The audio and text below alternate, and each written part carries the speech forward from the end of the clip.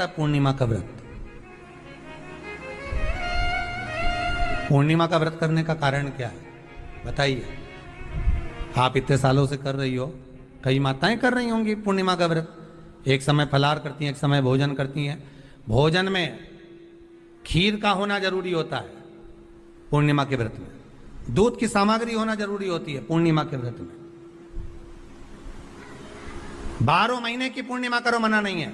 और पूर्णिमा उठाने का भी समय होता है चैत्र के महीने की जो पूर्णिमा होती है, चैत्री पूर्णिमा पहली पूर्णिमा मानी जाती है, इसलिए चैत्री पूर्णिमा को सिद्ध पूर्णिमा कहते, कार्य सिद्धात्री पूर्णिमा कहते, सिद्ध करने वाले।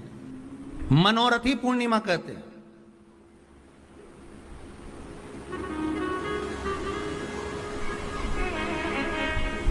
मनोरथी पूर्णिमा। इसलिए पूर्णिमा का व्रत कहां से उठाया जाता है? चैत्र के महीने की पूर्णिमा से पूर्णिमा का व्रत उठाया जाता है कि मैं महीने की पूर्णिमा करूंगी तो वो चैत्र पूर्णिमा से उसको उठा लिया जाता है। पर उसका एक नियम रहता है, आप फलाहार करें अपनी जगह पर है, पर एक समय भोजन कर रहे हैं वो अपनी जगह पर। भोजन के साथ में मीठे के साथ थोड़ा दूध की सामग्री होना जरूरी होती है। और क्यों करते हैं पूर्णिमा का व्रत, किस लिए किया जाता है, क्यों करा जाता है, उसका व्याख्यान वर्णन शिव महापुराण के अंतर्गत स्कंद पुराण में लिखा गया। स्कंद पुराण में वर्णन किया है श्री वेदव्यास जी महाराज ने। कहा यह पूर्णिमा का व्रत इसलिए किया जाता है कि व्यक्ति का जब मन गलत भ्रम में जाने लगता है, मन जब गलत जगह पर जाने लगता है, तो ये मन को गलत जगह पर ले जाने वाला कौन होता है? तो कहा यह चंद्र होता है। व्यक्ति की राशि के अंतर्गत, व्यक्ति की पत्रिका के अंतर्गत, व्यक्ति की ग्रह दशा के अंतर्गत जब चंद्र बेकार चलता है तो व्यक्ति अच्छा करते करते भी बेकार करने लग जाता है। चंद्र डोल रहा है। कई माताएं कहती हैं गुरुजी हमारे बेटे को आशीर्वाद दीजिए, बहुत गलत संगत में जा रहा है। मतलब समझ जाना कि चंद्र गड़बड़ जा रहा है। बेटी अगर गलत मार्ग पर जा रही है, बेटी अगर गलत संगत में जा रही है, किसी अन्य व्यक्ति को आकर्षित हो, चंद्र गड़बड़ हो रहा है, उसका चंद्र कहीं जा रहा है। कोई पुरुष, कोई लड़का कोई गलत मार्ग पर जा रहा है, चंद्र गड़बड़ हो रहा है। घर में जो क्लेश उत्पन्न होता है, घर में जो विवाद उत्पन्न होता है, उस विवाद को रोकने के लिए केवल चंद्र की ही, इसलिए तो पूर्णिमा घर की नारियां हमारे हिंदू धर्म में यहां तक स्कंद पुराण में कह दिया कि प्रत्येक पूर्ण। आप लोग कभी आप लोगों ने सत्यनारायण जी की कथा करवाई है? जितने लोग आस्था चैनल पर कथा सुन रहे हैं, जितने लोग फेसबुक यूट्यूब पर कथा सुन रहे हैं, यूट्यूब पर कथा का श्रवण कर रहे हैं, उनने कभी सत्यनारायण की कथा करवाई होगी। तो उसमें लिखा है हर कार्तिक, हर पूर्णिमा को, हर संक्रांति को ब्राह्मण सत्यनारायण भगवान की कथा या राजा या वैश्य कथा को कराता था या बढ़िया कथा कराता। सुनी कि नहीं सुनी ये बात? सत्यनारायण भगवान की कथा में लिखा है, स्कंद पुराण के अंतर्गत जो सत्यनारायण भगवान की कथा का स्मरण किया उसमें लिखा है प्रत्येक संक्रांति पूर्णिमा को सत्यनारायण की कथा करवाने लगा और ये योनि को प्राप्त हुआ, इस योनि से छूटा, इस योनि में गया। लिखा है, सब कुछ लिखा है। अब उत्ते से समझ जाओ कि पूर्णिमा को सत्यनारायण की कथा करने का बोला है। तो पूर्णिमा को सत्यनारायण की कथा का क्यों बोला? वैसे तो रोज कराओ सत्यनारायण जी की कथा, प्रतिदिन कराओ, मना नहीं है। आप क्या कोई विशेष फंक्शन है आप सत्यनारायण जी की कथा करवा? पर पूर्णिमा संक्रांति को और संक्रांति को पूर्णिमा को सत्यनारायण की कथा का स्मरण क्यों करवाया गया? क्योंकि पूर्णिमा के दिन अगर ये भगवान का व्रत रख लेगी, पूर्णिमा के दिन अगर ये खीर का प्रसाद बना लेगी, थोड़ा सा दूध की कोई सामग्री बना लेगी और भगवान को भोग लगा देगी, भले सत्यनारायण भगवान के भाव से बनाए, भले सत्यनारायण जी के निमित्तार्थ बना, पर अगर इसने सत्यनारायण भगवान के निमित्त से बना, पर पूर्णिमा के दिन अगर ये व्रत रखेगी, उपास रखेगी या कोई सामग्री बनाकर भगवान की पूजन कर लेगी, तो इसके घर में जो अशांति है वो शांति में बदल जाएगी। इसलिए कई घरों में आज भी सत्यनारायण भगवान की पूजन हर पूर्णिमा को करती है माता। किताब लेके बैठ जाती है, तुरंत तुरंत उन्हें ऑफिस जाना, कहीं काम पे जाना, और तुरंत तुरंत उसने तुरंत जल्दी जल्दी कलश रखा, कलश नहीं भी रखे तो भगवान की पूजन कर को रखे, ब्राह्मण देवता को बुला लेगी, ब्राह्मण नहीं आएंगे तो खुद कर लेगी, पर करती जरूर है। इतना सा आटा सेक लेगी, पंजेरी बना। एक महीने की पूर्णिमा को जिसके घर में दूध की सामग्री बनती हो, दूध की सामग्री तैयार होती हो, खीर प्रसाद तैयार होता हो, उसके घर में कभी क्लेश नहीं हो सकता। चाहे सास बहू एक दूसरे के सामने वो कहे ना, वो सांप और नेवले की लड़ाई क्यों ना, फिर भी शांति हो जाती है। पर प्रत्येक महीने की पूर्णिमा होना चाहिए। ये नहीं कि तुमने एक महीने की पूर्णिमा पे बना लिया और दूसरे महीने की पूर्णिमा को गायब कर दिया। फिर किसी ने कह दिया आज चूरमा तो बन रहा है, दाल बाटी तो बन रही है चूरमे के साथ में, लड्डू बन रहे हैं, तो काहे को खीर बना रही हो? तो तुमने अब वो खीर प्रसाद। जैसे प्रदोष व्रत का जो उद्यापन होता है, प्रदोष के व्रत का जो उद्यापन होता है, उसमें सबसे मूल क्या है प्रदोष व्रत के उद्यापन में?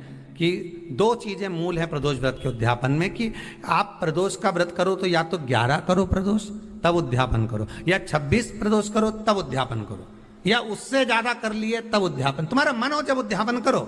पर उद्यापन की मूलता में दो चीज है कि प्रदोष के दिन के एक दिन पहले गणेश जी की पूजन हो जाना चाहिए। उद्यापन की जो पूजन होती है वो पहले गणेश जी की पूजन एक दिन पहले हो प्रदोष के, और प्रदोष वाले दिन फिर हवन यज्ञ पूजन करा। और हवन में क्या चीज जरूरी है? खीर बनाकर 108 बार शंकर जी की नाम की पार्वती के साथ की आहुति देना जरूरी है। खीर की महत्वता है।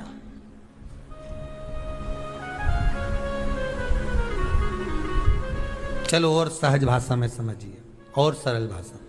जिस समय पर भगवान औघड़दानी मेरा त्रिकालदर्शी मेरा कैलाशी शंभू का आवाहन चंद्रदेव ने करा, कब? जब ससुर ने श्राप दे दिया कि काया का रोग होगा, काया छिन्न होने लगी, टपक टपक कर गिरने लगी, काया नीचे गिर रही, चंद्र रोने लगे, आंखों से अश्रु बह रहा,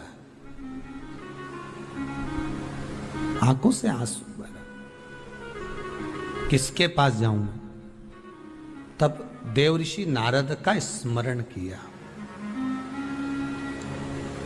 देवऋषि नारद, नारायण श्रीमन नारायण, नारायण श्रीमन नारायण। देवऋषि नारद का स्मरण कर, नारायण श्रीमन नारायण, नारायण श्रीमन नारायण, नारायण श्रीमन नारायण, नारायण श्रीमन नारायण। भाव से गाइए, प्रेम से, आनंद से।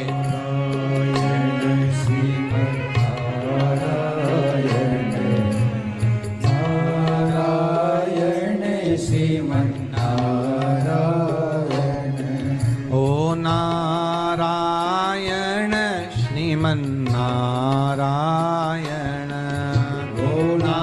नारायण श्रीमन नारायण, नारायण श्रीमन नारायण, नारायण श्रीमन नारायण, नारायण श्रीमन नारायण।